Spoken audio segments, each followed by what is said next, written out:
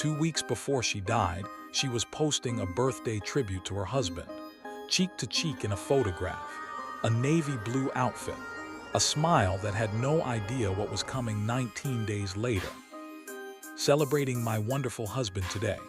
I am so grateful for his wisdom, strength, and heart for the Lord. That was Joni Lamb on April 18, 2026, 19 days before she was gone. Joni Lamb, the co-founder and president of Daystar Television Network, died on May 7, 2026 at the age of 65 at her home in Bedford, Texas. And now, as the world processes that loss, the two relationships that defined her personal life are being examined with a scrutiny that she never fully escaped while she was alive. The first husband she called the great love of her life. The second husband she said felt like a refreshing rain.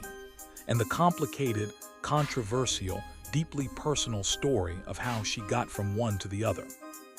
Let's start with Marcus, because you cannot understand Joni Lamb's second marriage without fully understanding what the first one was. Marcus Lamb, Joni's first husband, died in November 2021 after being hospitalized for COVID-19. He was only 64. That marriage was not without challenge. Marcus famously admitted to an extramarital affair. An extramarital affair, admitted publicly, on their own network. A confession that played out in front of the millions of viewers who had watched them build Daystar together for nearly 3 decades. And yet, Joni stayed. She forgave. She rebuilt. And she described the man she spent 40 years beside with words that have now taken on an entirely different weight knowing she is gone. She wrote about Marcus in a public article, saying, "I always knew no one would be happier for me than my late husband, whom I adored." Whom I adored, not past tense in a grief journal, present tense, written after she had already fallen in love with someone else, as if the adoration for Marcus and the love for Doug were not in competition, as if she had found a way to hold both things simultaneously without either one diminishing the other. She wrote that Marcus had told her many times in front of their children, "Now, sweetheart, if anything ever happened to me, I would want you to get remarried." She said she would get mad at him and say, "Are you crazy? You're not going anywhere." But when Doug came into her life, those words gave her comfort. He told her to move on, before he was gone, in front of their children, as if he knew or at least wanted to give her permission in advance for whatever came next.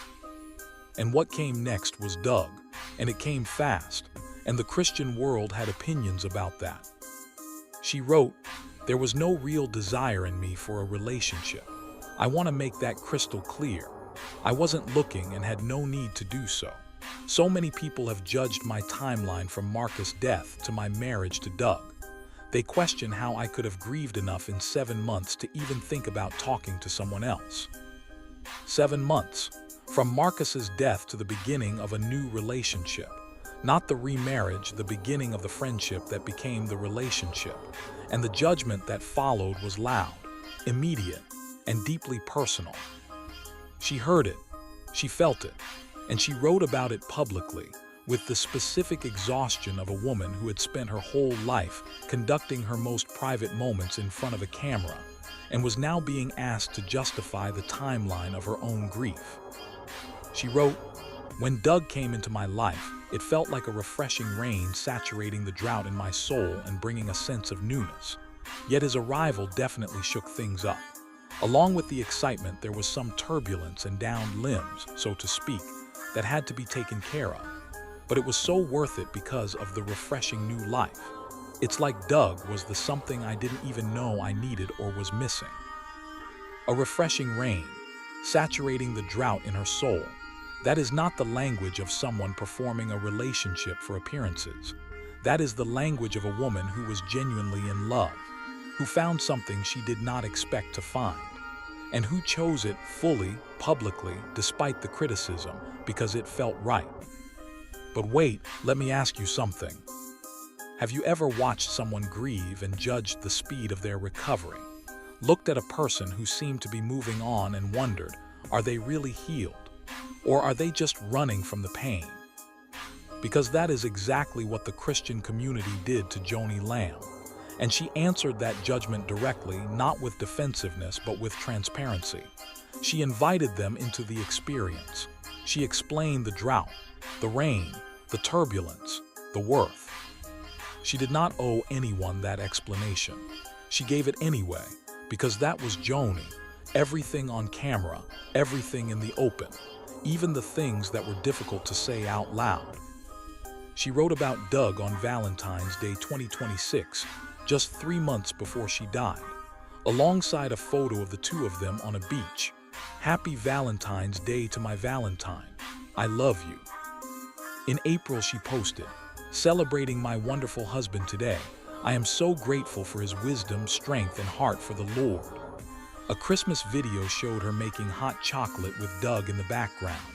Photos from Israel, photos from Alaska, laughing together constantly. These are not the posts of a woman who settled, or who remarried for the network, or who moved on because grief made her reckless. These are the posts of a woman who found love in the last chapter of her life and chose to be grateful for it publicly, the way she did everything publicly, because she believed that her joy was also a testimony. And then there is Doug's statement, after she died, from the man who was cheek to cheek with her in the birthday photograph 19 days before the end. He wrote on Facebook, "Today, I lost my wife, Joni. There are no words that really capture the weight of this." He described her as deeply loved. He thanked those who prayed for her and showed her kindness. He asked for continued prayers for their family as they navigate the painful loss.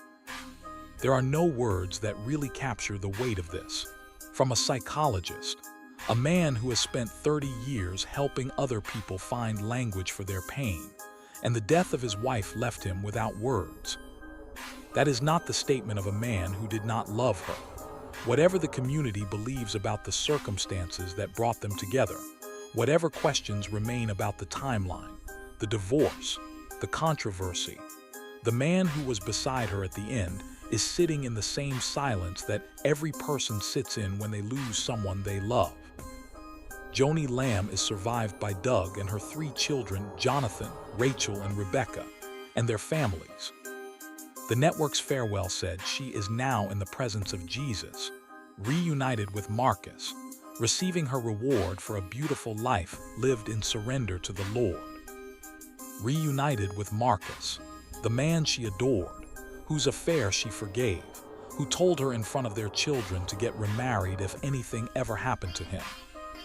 And Doug, the refreshing rain, is left behind, in a house in Bedford, with a photograph from a beach on Valentine's Day, and a birthday post from 19 days before the end. 2 husbands, 1 life, more love than most people carry in twice the years. Rest well, Joni Lamb. July 19, 1960, May 7, 2026. She loved with everything she had, both times. Thank you for watching.